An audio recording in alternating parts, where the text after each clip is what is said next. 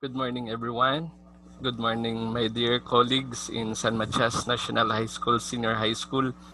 Today, I'll be sharing to you a topic on professional ethics, particularly cyber ethics in relation to distance learning modality. So, let me share to you my slide. Okay, so there you go. So, okay, so basically, the topic was already shared to other platform, which is on the Code of Ethics for Professional Teachers relevant to distance learning modality. But for us today, we will only focus on the cyber ethics. So some of discussions will be skipped because we only have a scarcity of time. So for today, we will only focus on how this topic is related to professional standards for teachers or PPST, particularly on domain number 6, which is on strand number 3, professional ethics, and we will focus on the ethical and legal issues related to different modalities, in our case, distance learning. So this topic again is connected to domain 6 of PPST, which is community linkages and professional engagement, as you can see in the screen. So as teachers, we are expected to demonstrate awareness of existing laws and regulations that apply to the teaching profession and become familiar with the responsibilities specified in the Code of Ethics of Professional Teachers. And as highly proficient teachers, we're supposed to discuss with you guys, our colleagues, the learning practices that apply to the codes and laws and regulations connected to professional ethics or cyber ethics. So what is ethics in general? So according to the following authors, ethics pertains to well-founded standards of right and wrong that prescribe what humans are expected to do, usually in terms of rights, obligations, benefits to society, and of course, for fairness or specific virtues. As ethical standards, these are those that enjoin virtues of honesty, compassion, and loyalty, particularly as we deal with the new normal in education. They are standards relating to rights such as the right to life, the right to freedom from injury, and the right to privacy, which is very connected as we deliver our education in a distance learning modality. Such standards are adequate standards of ethics because they are supported by consistent and well-founded reasons. We know well that our materials, modules, may it be they printed or digital, are being sourced out by our authors from other online and non-online resources. And we also share this to our students, and we ask our students in one way or another to have their own performance output as a form of evaluation. But what kind of standards are being preserved and what kind of standards are being violated? So for teachers, we have the Code of Ethics for Professional Teachers, which serves as our guide to exhibit proper behavior to learning community at all times. When you say learning community, this may also include our learning stakeholders as regards to parents, local government officials, and those persons or personalities that are connected with our learning delivery. So being a teacher, one must recognize that education is a public service and strive to keep the public informed of the programs and projects of the institution. So this is pursuant to the provision of paragraph E of Article 11 of Republic Act number 7836, or the Philippine Professional Act of 1994, or Code of Ethics for Professional Teachers. As stated in our preamble, teachers are duly licensed professionals who possesses dignity and reputation with high moral values as well as technical and professional competencies. I would like to highlight that. in the practice of their noble profession. They strictly adhere to observe, practice this set of ethical and moral principles, standards, and values, particularly in relation to cyber ethics and standards in our learning deliveries. So Article 1, which is the scope and limitation, pertains to the Constitution being providing that all educational institutions shall offer quality education for all. And that is exactly what we are doing now. No? Despite of the pandemic, teachers in senior high school particularly, we try to reach out to our students and other stakeholders to provide quality education. This is basically the purpose why we have the learning development continuity plan, that despite of all these challenges, we must be able to provide to our students quality, relevant education equitably to our students. So all teachers in schools in the Philippines are enjoined to respond to this. So the Code of Ethics has these articles. So all in all, you will realize there are 13 articles as to the effectivity for the last article of Code of Ethics. I will not elaborate that anymore. But let's focus on the article that is connected to the pandemic, no? to the distance modality. So Article 2 says, the schools are the nurseries of future citizens of the state. Its teacher, therefore, is a trustee of the cultural and educational heritage of the nation and is under obligation to transmit to our learners, regardless of modality, heritage as well as to elevate national morality, promote national pride, cultivate love of country, instill allegiance to the Constitution and for all duly constituted authorities, and to promote obedience to the laws of the state. Every teacher or school officials are therefore actively carry out the declared policies of the state. So let me ask you now, what are the policies of the state which are being upheld and being violated because of COVID-19 modality or distance learning modality?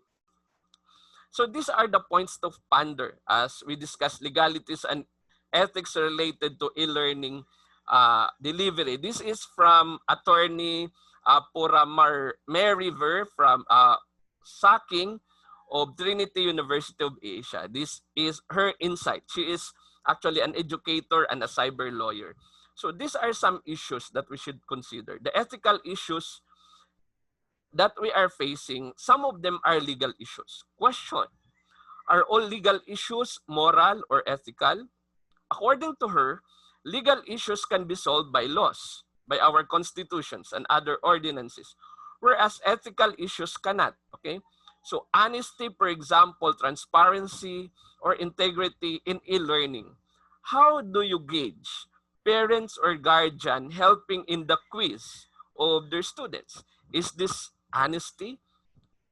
There is therefore a call for moral choice and reasoning. No, we see in Facebook, parents busy answering the modules of their students. So is this moral? Is this allowed?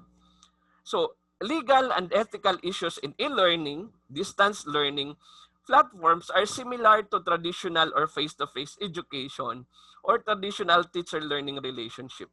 According to her, the only difference is the mode of discovery of some ethical issues or certain violations. For example, as teachers in senior high school, how do we detect cheating in our distance learning modality? And what is our mechanism when it comes to that? It's easier to identify cheating in face-to-face learning. No? And we have our own mechanism for that. But how do we detect cheating online or in distance learning? In a psychological distance, which is part of the article, it says that there is rampant cheating in a distance learning. But then, are we allowing this? For example, in our modules, we also provide students the answer. So, what exactly are we assessing if answers are already provided? How do we gauge our student then? That explains why our colleagues, Ma'am Bell and Ma'am Vivian, will be discussing about the grading system as one of the topics. And there are also other issues. But what are the common legal issues for both e-learning and e-teachers or distance learning? the main focus of this discussion is on Intellectual Property Code or the Republic Act 8293. So, intellectual properties or creative properties are similar to material properties in the sense that there is an owner and a user. No? Just like an ordinary occurrence, may mga bagay na pag-aari natin at may karapatan tayo dyan. Kapag binenta natin, ano na ba yung karapatan natin at ano ang karapatan ng bumili? So intellectual property is a category of property that includes intangible creation of human intellect. Example, copyright, patents, trademarks, and trade secrets. So basically, ito yung mga bagay na to yung pag-uusapan natin. At paano ba ito napapangalagaan at nalalabag dito sa distance learning? So yung iba dyan, pahapyaw lang nating dadaanan, but we will focus on the intellectual property, particularly on copyright. So according to World Intellectual Property Organization, the website is there, intellectual property pertains to the creations of the mind such as inventions, literary and artistic works, designs and symbols, names and images used in commerce and even in education. So IP is protected by law. For example, the patents, copyright and trademarks which enable the people to earn recognition or financial benefit from what they invent or create. For example, the author of the book, in my case. So we have the right to own the property. We have the recognition. That is why we have ISBN or International Serial Book Number or ISSN. And or, of course, the financial privilege to earn from what we created. The IP system aims to foster an environment in which creativity and innovation can flourish. However, how are these rights being violated and upheld? Especially in the modules we have created by our module writers and by the students that we are expected to provide also of our of an output. So a copyright pertains to the legal term used to describe the rights that creators have over their literary and artistic work. So works covered by copyright range from books, music, paintings, sculptures, films, to computer programs, database, advertisements, maps, and technical drawings. At the initial stage of the pandemic, a group of writers actually wrote to the Department of Education asking the department to properly cite their creation because there were some module writers who started to use their properties without even citations. Okay, if we try to, then let's try to discover also our modules in our division. Were they properly cited? If citation is enough in recognizing the author, that's another part that we will discuss. So what can be protected using copyright? So works commonly protected by copyright throughout the world includes the following: literary works as novels, poems, plays, reference works, newspaper articles. So these are part of the copyright material. Computer programs and database. So for those people, IT people who created this, you cannot just copy what they have created, no, without proper citations or proper communication. Films, musical compositions, and choreography, artistic works such as paintings, drawings, photographs, and sculptures. So that is why when we use pictures, for example, in the modules, and we ask students to submit to us pictures, how are they supposed to use it? What is the proper mechanism? And most of them were actually the ones being violated. So copyright protection extends only to expressions and not to the ideas, procedures, methods of operations, or mathematical concepts such as the following. So our focus now are on those materials that we use in distance learning, as to the pictures, as to the articles being used by students, by teachers, and our writers. Okay, these rights are the rights of the author, the economic rights that I discussed, and the moral rights, which are more often than not being violated. So we will skip that part. So example of widely recognized moral rights includes the right to claim authorship of the work and the right to oppose changes to work that could harm the creation. That is why if you try to look at the book or research article for that matter, it would always tell you that not any parts of the book or the article will be used without proper permission from the author. Okay? So, how about patents? What are patents? Patents are exclusive right granted for an invention. So, invention uh, is a product or a process that provides in general a new way of doing something or offers a new technical solution to a problem. For example, in pandemic, there are different way of doing of mechanism in doing distance learning, like the e-platforms. Some of the owners have this actually patented so that not everyone could just copy it out without proper permission, although others would allow the use of their work. You know, what kind of protection does a patent offer? So the patent owner has the exclusive right to prevent or stop others from commercially exploiting the patented invention. Invention cannot be commercially made, used, or distributed, imported, or sold by others without the patent's owner or consent. And it lasts for 20 years.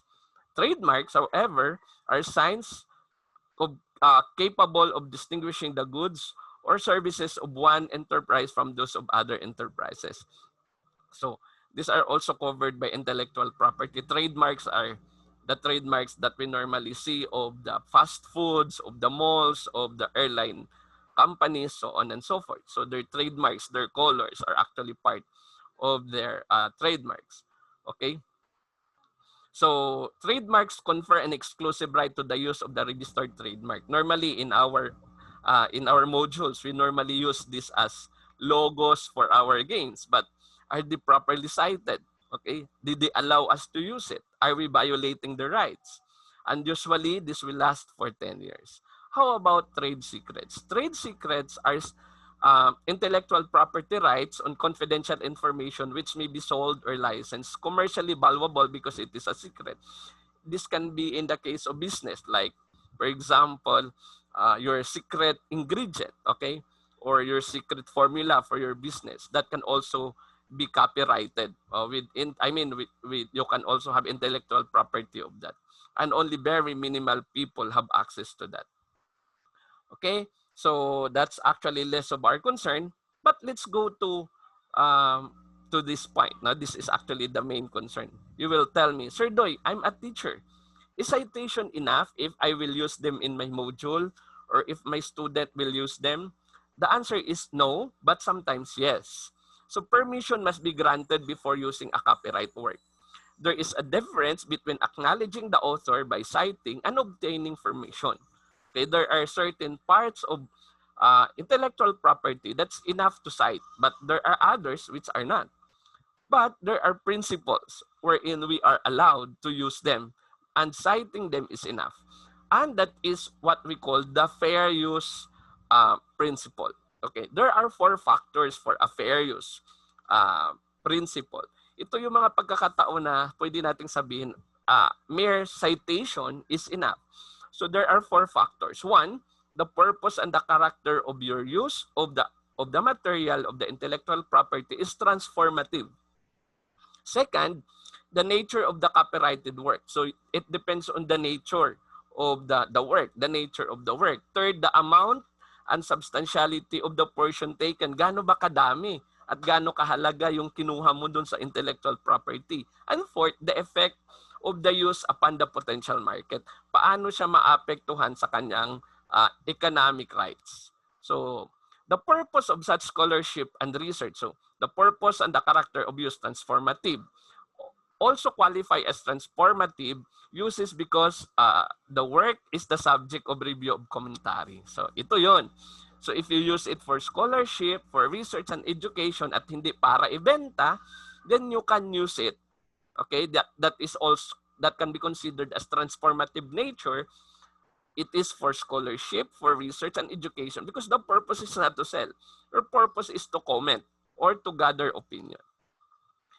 So, on the nature of the copyrighted work, because of the dissemination of facts or information benefits the public, you have more leeway to copy from factual works such as biographies than you do from fictional works such as plays or novels. Sa madaling salita, mas malaki yung tsansa na po pwede nyong gamitin yung mga biography for your study, the novel or fictional work, because in the fictional work, the author has still a variety of ways of producing them. So we might be curtailing them by exposing their work already.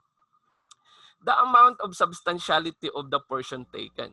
So ano naman yung principle dito? The less you take, the more likely that your copying will be excused from a fair use. So pag kunti lang yung kinuha mo, mas allowed ka. But then, yung kunti na yan, you just see to it, it's not the heart of the work because it might be small portion of the copyright of the property, but that's already the meat of the property. In other words, you are more likely to run into problems if you take the most memorable aspect of the work. Next, the effect of the use upon the potential market. The income or undermines a new or potential market for the copyrighted work. So depriving a copyright owner of income is very likely to trigger a lawsuit. Ibig sabihin, siguraduhin natin na pag ginamit natin ay hindi maapektuhan yung market niya. Kaya nga earlier sinabi ko, kaya medyo nagreklamo yung group of publishers and authors doon sa Department of Education. Actually, they were just calling the attention because many module writers cited their work without permission and they are getting a majority portion or the meat of their work. So sino pa yung bibili? Paano pa sila kikita? That's why they are also asking for a possible contract. Now, so it is fair use, according to Attorney Sacking, if it is for criticism, for comment, for news, for reporting, for teaching, including multiple copies for classroom use only, scholarship, research, and similar purposes. Okay? So this, according to Attorney Sacking, can qualify for a fair use policy, but just we should see to it that we are not using the meat. Okay? Otherwise, we will be facing a lawsuit. Okay? Now, another question. Sir Doy, I wrote modules in the division. Who owns the module? According to Republic Act 1893, Section 178, the employee, in this case the teacher, if the creation of the object of the copyright is not part of the regular duties, even if the employee uses the time, the facilities, and materials of the employer, if the work is the result of the performance of his regular assigned duties, unless there is an agreement, expressed or implied, to the contrary. Sa madaling salita, module creation issues. Is it a part of our regular assigned duties? No. Our task is only to teach. So the answer is no. Why? Because it is not part of our regularly assigned duty, which is teaching. So according to Attorney Sacking, ang copyright property o intellectual property ay pagmamay-ari ng teacher, hindi ng division unless there is a signed agreement. In that case, I know because I used to be a writer of the division, may pinipirmahan tayong kontrata that it's a shared copyright ownership. It will be owned by the author and the division. Okay? So can I own project or research output passed by students? In the case of, normally this happens in the higher educational institution. Professor may not claim ownership to the student's creation even if submitted to the custody of the professors. However, as I would always mention, there is what we call teacher-led research. If it is an agreement, then it is now a co-authorship.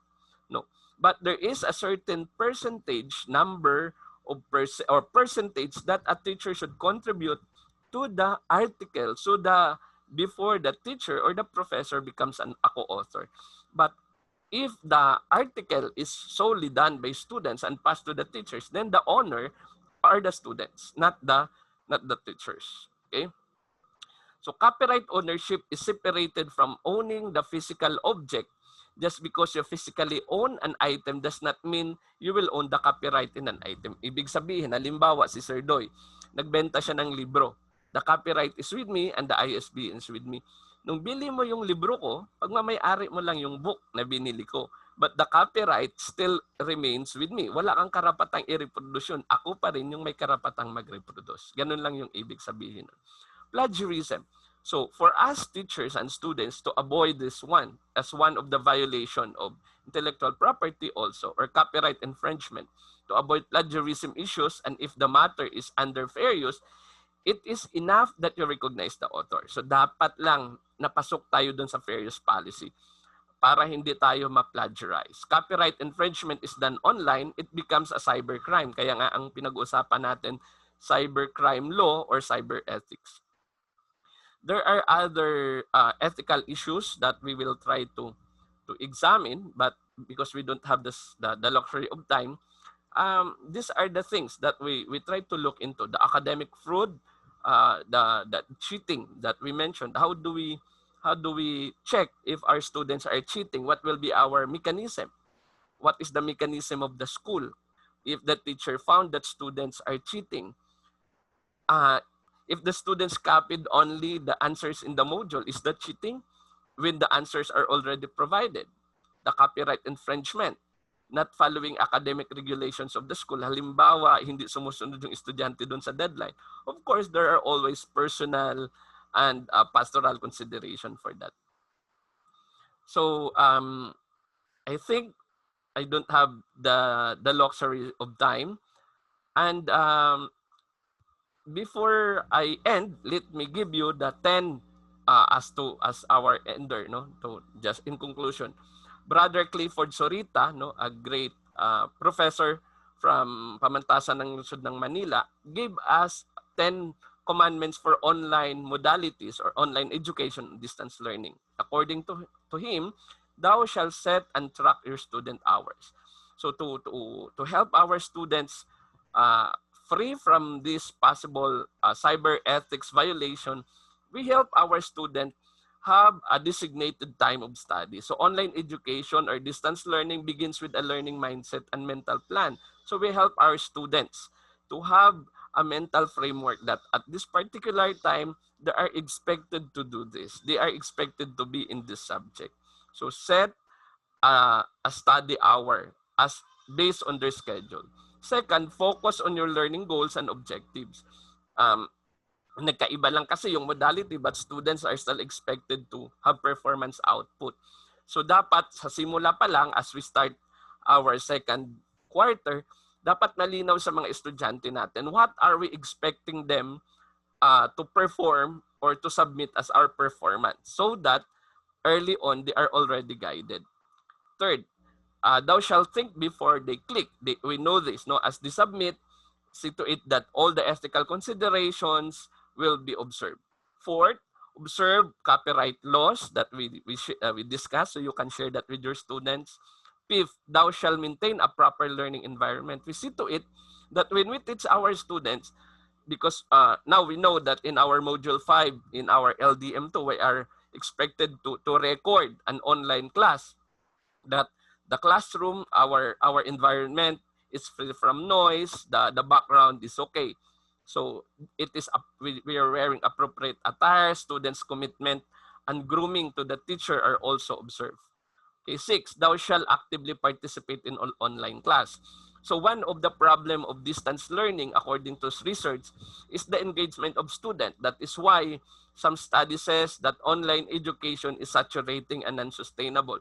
That is why in our case, aside from our module, we also have group chats, we have text messaging for this matter to engage our students in our discussion. And let's try to make it more personal by asking them also to share their feedbacks and listen to their concerns also. 7, thou shalt not be part of any form of cyberbullying. This is what we ask our students, either with our teachers and our students. So cyberbullying is another issue, but that is part of the cyber ethics that we have to observe, to always be morally observant of the rights and privileges of other people. 8, thou shalt be respectful at all times. So let's try to respect our students, address them properly, professionally in our group chat, and the students are also expected the same to address us properly as their teachers. 9, thou shalt secure your online account. So see to it that when you are doing online classes, there are already some mechanisms that we are put in place so that students are secured as to their submissions, as to their data. No, alam natin yung mga nangyari sa ibang schools na may biglang nagubad sa isang online class. So dapat maiwasan natin yan. And lastly, thou shall act ethically online as faith response. Sa madaling salita, ano man yung ginagawa natin sa ating online or distance learning, let this be our expression of faith. So sabi nga ni Jesus, ano man yung ginagawa natin sa kapwa natin, ay siyang ginagawa natin sa kanya. So let's try to be courteous, let's try to be kind, let's try to be just. No? So let's try to be just with each other, let's try to be just with our students. So wag mong gawin sa kapwa mo yung ayaw nilang gawin sa'yo. So if we have personal issues with another, let's settle it first personally. No? Let's call one another, let's chat one another. Wag muna nating sabihin sa buong mundo na hindi naman pala verified. Otherwise, nasira mo na yung tao, eh hindi mo pa pala nalaman kung ano yung katotohanan. At the same time, always remember that whatever we do, whatever we do with others, we're doing it with God as our faith response. So, as we welcome Christmas, sana tayo ay maging masaya, tayo ay malayo sa sakit, no? Tayo ay patuloy na pagpalain ng may kapal, yung ating pamilya, yung ating mga trabaho. Magtulungan tayo, maging masaya tayo, at patuloy nating gawin yung ating obligasyon bilang mga guro at tagahubog ng mga kabataan na buong puso at may pagmamahal. So, maraming salamat. Again, I am Mr. Leonilo Capulso, your master teacher and the CEO of Bian Books Publication.